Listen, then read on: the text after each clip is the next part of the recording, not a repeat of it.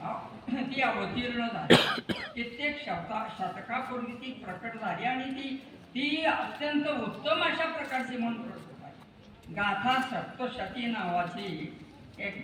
नावाचा ग्रंथ आहे आणि त्या ग्रंथामध्ये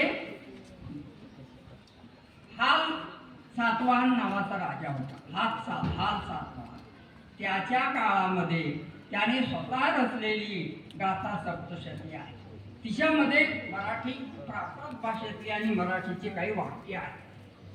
अनेक शिलालेख आहेत, ताम्रपट आहेत, यात मराठी भाषा आहे आणि म्हणून मराठीचं प्राचीनत्व हे काय, अभिजात दर्जा मिळण्यासाठी प्राचीनत्व हा निकष होता आणि तो निकष मराठीने पूर्ण केला आणि आज आपण मराठी भाषेला अभिजात भाषा असं जाहीरपणे म्हणू शकतो.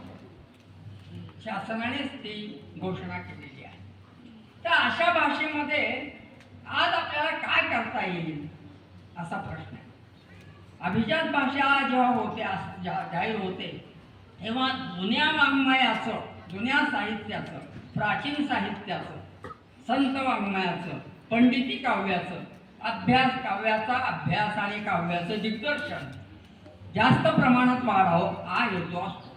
आणि दुसरा एक हेतू असा की आपल्या मराठीमध्ये 80 बोल भाषा आहे, बोली भाषा.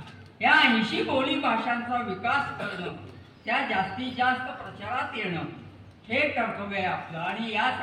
आणि दुसरं आणखी एक कर्तव्य असं आहे की आपण जास्तीत जास्त मराठी भाषेची सेवा करणं, म्हणजे मराठी भाषा प्रचारात आणणं, आपल्या दररोजच्या दैनंदिन जीवनात आणणं आणि त्याचबरोबर विद्यार्थ्यांना मराठी माध्यमात त्या शाळेत घालणं. विद्यार्थ्यांवर मराठी माध्यमाचे संस्कार झाले पाहिजे. कारण भाषा म्हणजे काय असतं, भाषा म्हणजे नुसती बोलणे आणि लिहिणे एवढ्यापुरती मर्यादित नसते. भाषा ही संस्कृती आहे. संस्कृती निर्माण करणं, संस्कृती वाढवणं आणि संस्कृती संक्रमण करणं म्हणजे सगळ्यामध्ये मिळवणं, हे जे संस्कृतीचं कार्य आहे.